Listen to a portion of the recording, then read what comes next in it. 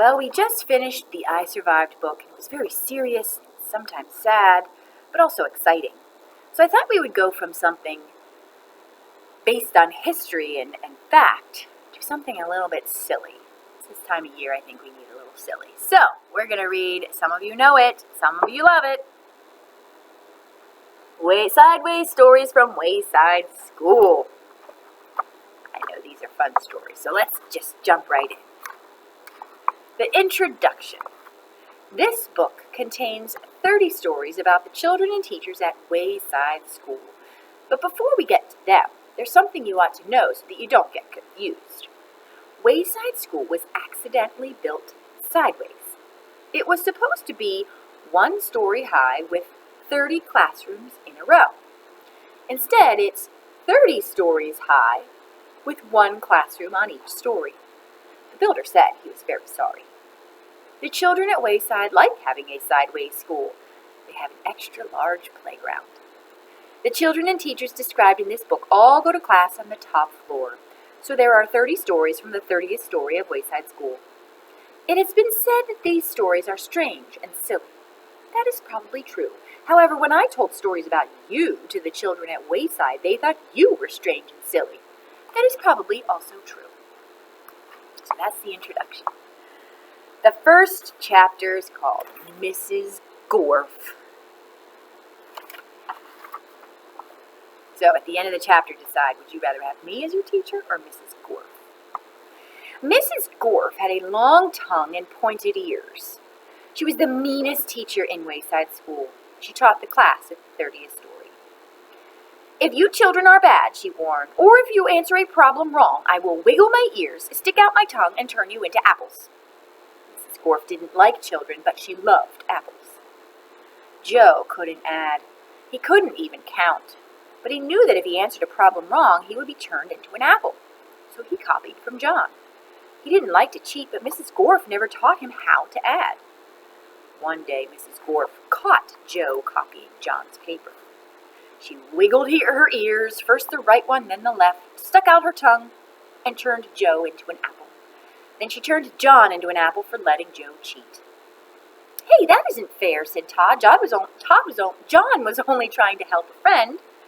So Mrs. Gorf wiggled her ears, first the right one, then the left, stuck out her tongue, and turned Todd into an apple. Does anyone else have an opinion? She asked. Nobody said a word. Mrs. Gorf laughed and placed the 3 apples on her desk. Stephen began to cry. He couldn't help it. He was scared. I don't allow crying in the classroom, said Mrs. Gorf. She wiggled her ears, first the right one, then the left, stuck out her tongue, and turned Stephen into an apple. For the rest of the day, the children were absolutely quiet, and when they went home, they were too scared even to talk to their parents. But Joe, John, Todd, and Stephen couldn't go home. Mrs. Gorf just left them on her desk. They were able to talk to each other, but they didn't have much to say. Their parents were very worried. They didn't know where their children were. Nobody seemed to know. The next day, Kathy was late for school. As soon as she walked in, Mrs. Gorf turned her into an apple. Paul sneezed during class. He was turned into an apple. Nancy said, God bless you, when Paul sneezed. Mrs. Gorf wiggled her ears, first the right one, then the left, stuck out her tongue, and turned Nancy into an apple. Terrence fell out of his chair. He was turned into an apple. Mauricia tried to run away. She was halfway to the door as Mrs. Gorf wiggled her right ear. Then she reached the door and Mrs. Gorf's left ear wiggled. Mauricia opened the door and had 1 foot outside when Mrs. Gorf stuck out her tongue, and Mauricia was turned into an apple. Mrs. Gorf picked up the apple from the floor and put it on her desk with the others. Then a funny thing happened. Mrs. Gorf turned around and fell over a piece of chalk. The 3 Erics laughed. I lost my spot. They were turned into apples. Mrs. Gorf had a dozen apples on her desk. Joe, John, Todd, Stephen, Kathy, Paul, Nancy, Terrence, Mauricia, and the 3 Erics. Eric Fry, Eric Bacon, and Eric Ovens. Louis, the art teacher, walked into the class. He had missed the children at recess. He had heard that Mrs. Gorf was a mean teacher, so he came up to investigate. He saw the 12 apples on Mrs. Gorf's desk.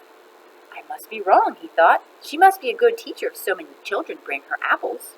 He walked back down to the playground. Ah! The next day, a dozen more children were turned into apples. Louis, the yard teacher, came back into the room. He saw 24 apples on Mrs. Gorf's desk. There were only 3 children left in the class. She must be the best teacher in the world, he thought. By the end of the week, all the children were apples. Mrs. Gorf was very happy.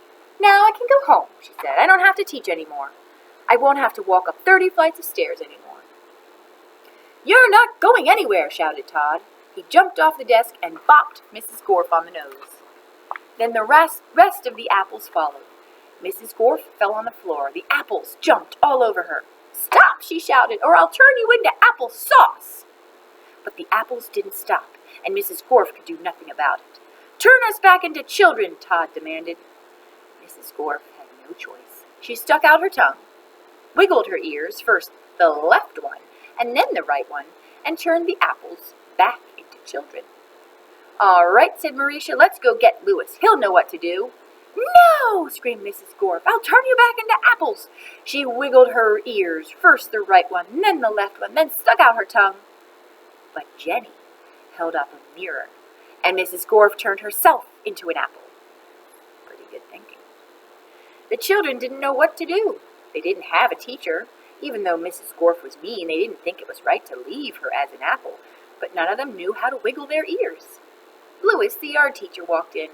Where's Mrs. Gorf? He asked. Nobody said a word. Boy, am I hungry. I don't think Mrs. Gorf would mind if I ate this apple. After all, she always had so many. He picked up the apple, which was really Mrs. Gorf, shined it on his shirt, and ate it.